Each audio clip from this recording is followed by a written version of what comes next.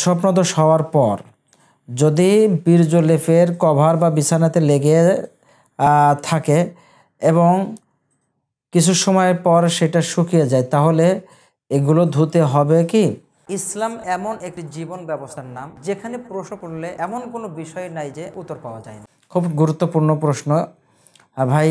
যদি বীর্যটা শক্ত হয়, গাঢ় হয় এবং সেটা যদি বিছানায় বা লেপে বা লেপের কভারে লেগে যায় এবং সেইটা শক্ত বোঝা যায় যে এটা শক্ত, এর সাথে শুকাই আছে, এবং সেইটা যদি আপনি নখ দিয়ে খুঁটরায়ে তুলে ফেলতে পারেন, তাহলে পরে আর ওই কভার ধৌত করতে হবে না। ওটা পরিচ্ছন্ন বা পরিষ্কার পবিত্র হিসাবেই গণ্য হবে। কারণ আম্মাজান আয়েশা রাদিয়াল্লাহু তাআলা আনহা তিনি বলেছেন, রাসূল সাল্লাল্লাহু আলাইহি সাল্লাম সালাত আদায় করতে যেতেন, এমন সময় আমি তার পরনের পরিহিত লুঙ্গিতে বীর্য লেগে থাকতে দেখেছি এবং সেইটা আমি নখ দিয়ে খুঁটরায়ে তুলে দিয়েছি, আর সেই পোশাক পরেই তিনি সালাত আদায় করতে গিয়েছেন।